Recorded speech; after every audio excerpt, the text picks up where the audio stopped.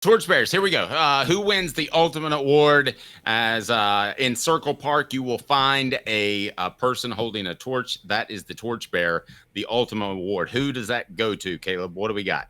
All right, so number 5 on the list, and he's number 5 and not higher because of the fumble, but Dylan Sampson's still on the list. 139 yards, 2 touchdowns. He's a torchbearer despite the fumble.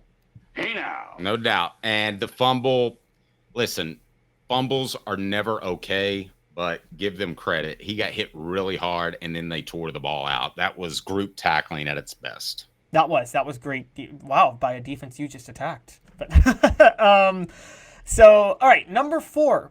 And again, similar to Dylan Sampson, Dave, this guy made a few mistakes in this game. He had a penalty and a face mask, but I don't really care. Jermon McCoy, the interception. That is one of, guys, Tennessee has one of the best lockdown corners they have had in it. And I mean, honestly, since maybe Dwayne Goodrich and Jermon McCoy.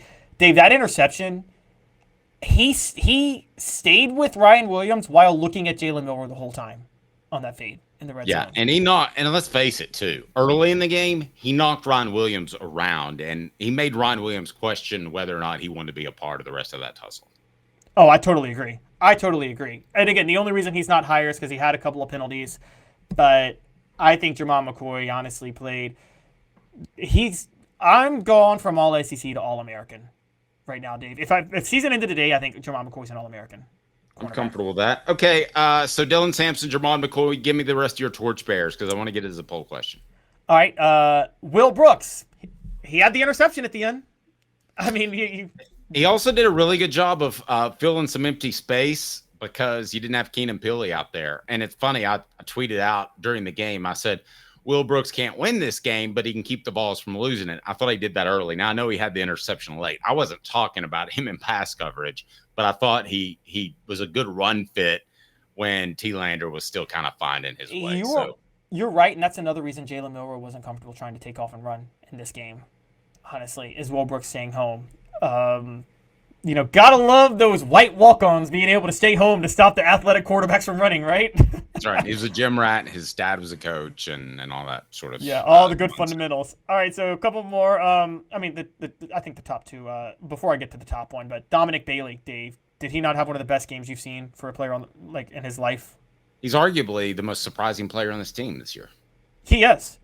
I mean, he was incredible. Tyree West was good. Jackson Moy was good. The whole defensive line was good. But Dominic Bailey up on the line was just, I mean, guys, he had 3 hurries, I believe, 2 tackles for a loss. I mean, he was incredible in this game. This is one you get to tell your grandkids about, right, Dave? Like, he's not going to be an NFL player, but you get to go tell your grandkids that you, had a baller game to beat Alabama.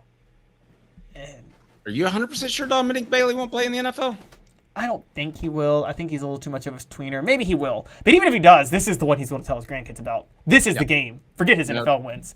And then number 1 is Dave, do you want to guess who number 1 is? Are you going Nico? No. The other superstar. James Pierce Jr. had the best game of the year in the SEC for an edge rusher. And okay. Here's the 4 I'm going with. No offense to Dominique Bailey, but I've only got 4 slots. The torchbearer MVP was Dylan Sampson, Jermon McCoy, Will Brooks, James Pierce Jr. Vote now. James Pierce was the torchbearer MVP. Okay, so he was your ultimate torchbearer. All right, so we'll throw those out there. I could make a strong argument for the other 3. McCoy, with the way I thought he took Ryan Williams out of the game. Sampson, Tennessee's offense was listless until he broke one in the middle of the third quarter, and it just is a guy that Tennessee can lean on. Will Brooks had the interception. I thought was a good run fit in Peely's absence.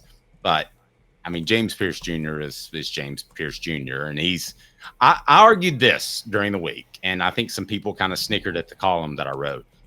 He can be a great leader without being a rah-rah guy. And that's probably going to fall on the Arian Carters of the world, who is that. But just the fact that he's never griped to complain about his lack of sacks and just playing 10 plays against Chattanooga, that's leadership right there, guys.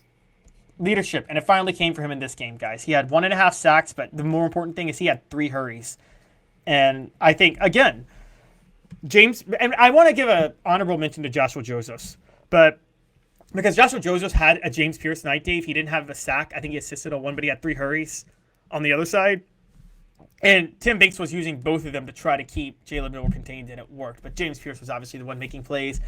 He definitely was offsides on his 1 sack, but look, that was a bang-bang play. It was very close.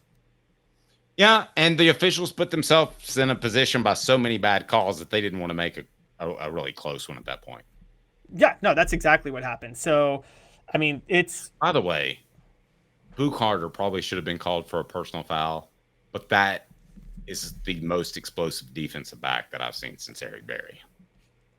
Yes, and my brother and I were talking on the phone, and he was saying his physical abilities, like particularly in the run game, gives you Eric Berry vibes to a certain degree. And I agree. I still worry about his maturity, but I agree. If the late great Monty Kiffin were coaching this team, he would have Bou Carter in the role he had Eric Berry in. Remember when Eric Berry basically almost played linebacker that year? And yeah, it was almost the Tampa 2. Yeah, it was. Very similar to Tampa 2.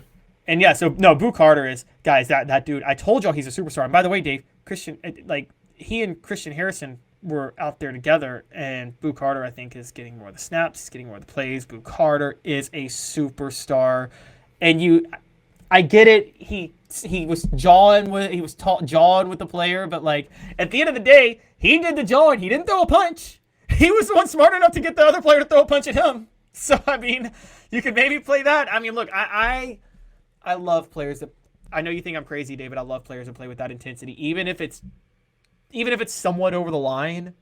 That's valuable. Yep, I won't argue with that. I just gotta be careful. What else? Those are my top 5. Let's get to the report card, and you can tell me if you disagree or agree. Elias, I'm not going to let you get away with saying that Bou will not make Eric Berry look soft. No, that's absurd.